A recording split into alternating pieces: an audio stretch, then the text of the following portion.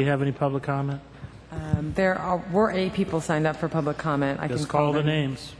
So John Pitts, Carolyn Day Flowers, Charles Cowens. Okay, he's here. He has 3 minutes. Mr. Cowens.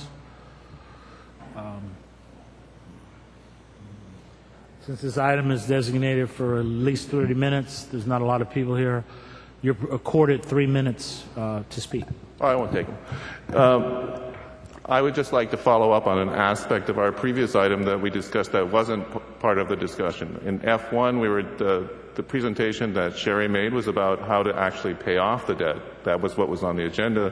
But the other side of this is the role of the state trustee, which people keep referring to, and which is probably the trigger for the sudden interest in how to pay off the debt that occurred earlier this year. I would just like to point out 2 things.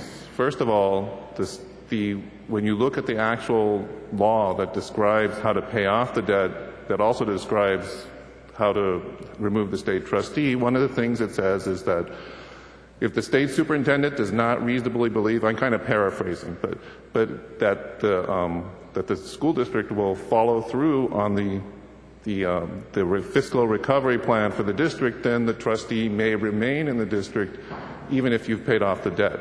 What you did, what sounded a lot like you were actually saying you weren't going to follow the what I consider the fiscal recovery plan for the district, which was to close those schools. So even though that nothing is preventing you from paying off the debt, depending on how people define their terms and how much it's a discretion of the state trustee what to do, and defining what fiscal recovery plan is always fun in politics, but it's conceivable that because of the motion that you just passed, that you may have removed the opportunity to actually eliminate the state trustee. The second thing is that the state trustee is actually still in power right now. Simply by passing the motion that you passed to start the process, the state trustee still has her power to rescind any action that the board does that she considers a threat to the fiscal health of the district. So, once again, that's a discretion thing for her. So if you're changing something that's fundamental to the fiscal recovery plan that she proposed, she may simply rescind what you just did. So anyway, I'd just like to bring those 2 things up. You owe $8.1 million. You have $9 million in the debt service. How is she going to stay and rescind when you've paid it off in full? What? You don't owe anything to the state. But I can't believe you would say that. But anyway. I'm just telling you 2 things. That's not true. We have the money. I'm using my time, Charles. You have time to talk all the time. Responding to what I thought was an erroneous statement. She doesn't have the ability to stay and rescind because we have no money to pay. There is no fiscal impact. It's a determination that she makes, Charles. Oscar Gardinas, Mel Collins, Thomas Prather, James Sanders. Come on up.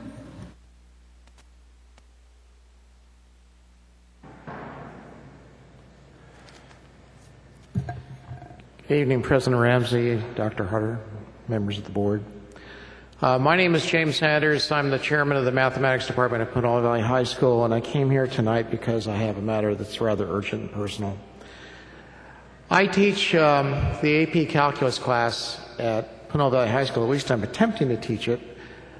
I have too many students, and because of the crowding in the classroom, now the students are becoming discouraged and are starting to drop out. On Friday, I had 49 names on the attendance audit for my class. 49.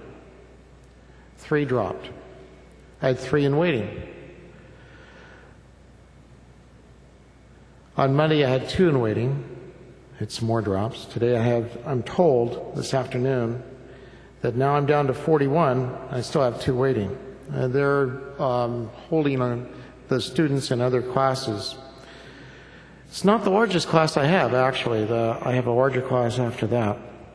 But I'm concerned because I talk to my colleagues that are at other schools and they have the same problem. The stories that we're getting from the students are that they're concerned about having too many AP classes, being too hard, and things in that order.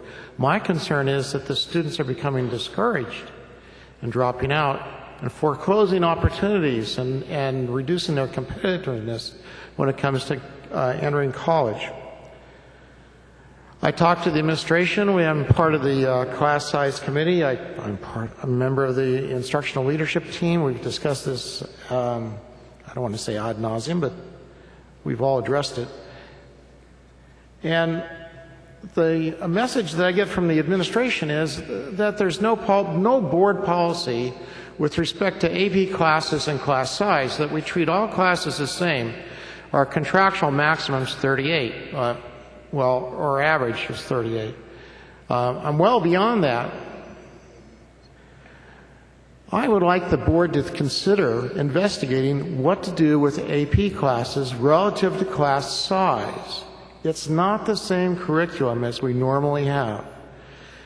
I have, at my own expense, attended the Pacific AP Institute, the AP Institute at Stanford University, and the National Conference for AP Teachers. So I feel like I prepared myself, but I'm finding it incredibly difficult with the numbers that I have.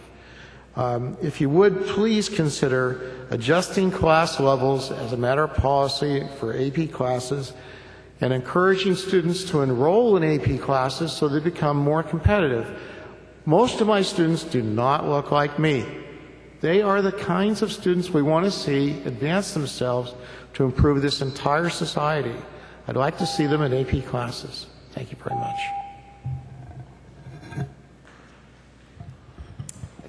And the final speaker is Tammy Campbell.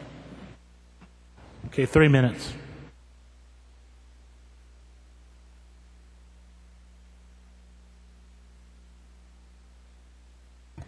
Good evening. I just wanted to tell you that my son started his first day at Ernst & Young today, and he accounts Pinole Valley High School and the education he got in this district for where he is today. So I want to tell you thank you. You have a success story. My other son's going to DVC, and he's having a great time getting straight A's and doing really well, and I'm hoping to see him being launched soon.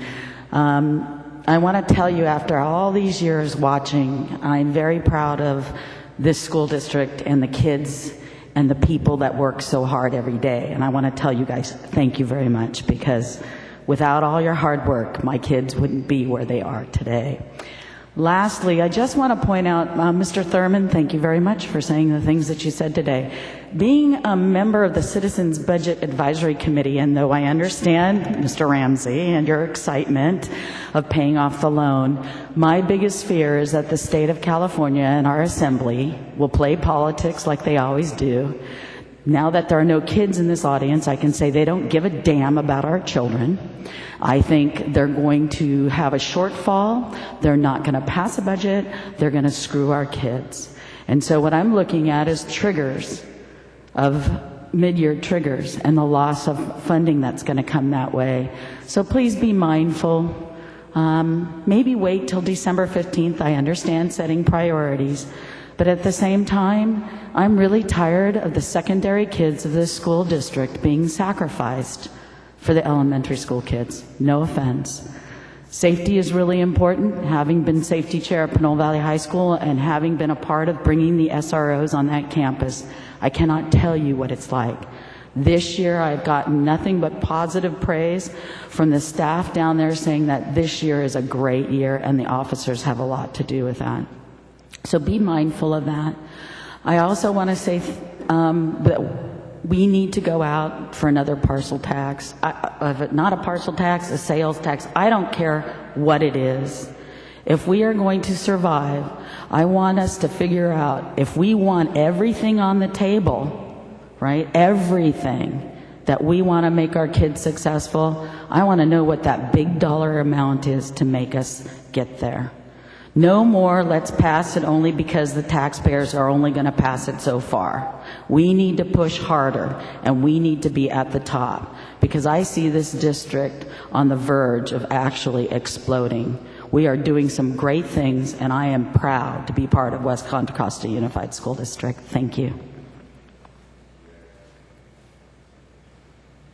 Any more public comment?